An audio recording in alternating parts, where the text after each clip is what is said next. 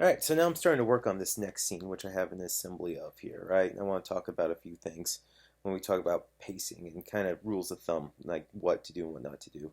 For the sake of cutting, I've muted the music at this point so we can kind of watch what's going on. So we have this transition here, right?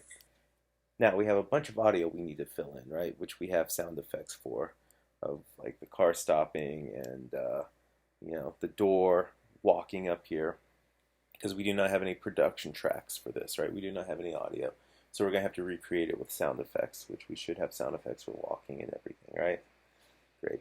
So this is a rather long shot, right? And then we have some editing no-nos going on here, right? Here's the first one where, okay, he's walking in and then he's taking forever to open up the door, right? And then he walks in and it's forever. He's just standing there and there's not really a lot of action. And then when we cut to this scene, right?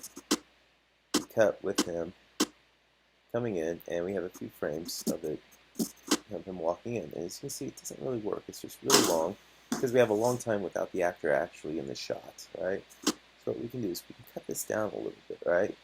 Where he pretty much reaches for the door, right? We can cut all this here, okay? And then we can have it move into the door actually kind of being open a little bit so we lose a few frames. So we constantly see action, right? So this is called cutting on action, is what we are doing here, which is something you should always strive to do, to cut on action, okay?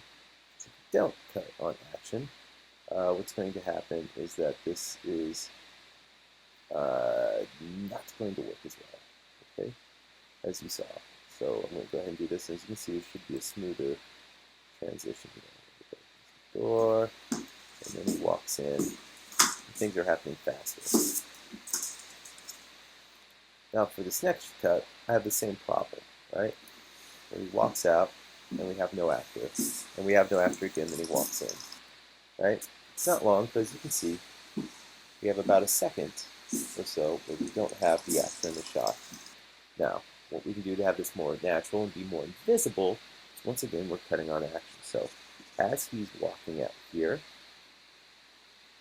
right, now he's still in the frame, we can actually turn this up to where he starts to be in this frame. And this should cut together a little better.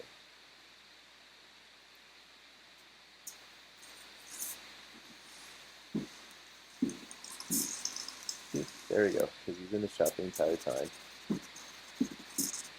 And it also gives us a feeling of the size of the house, which is a small house.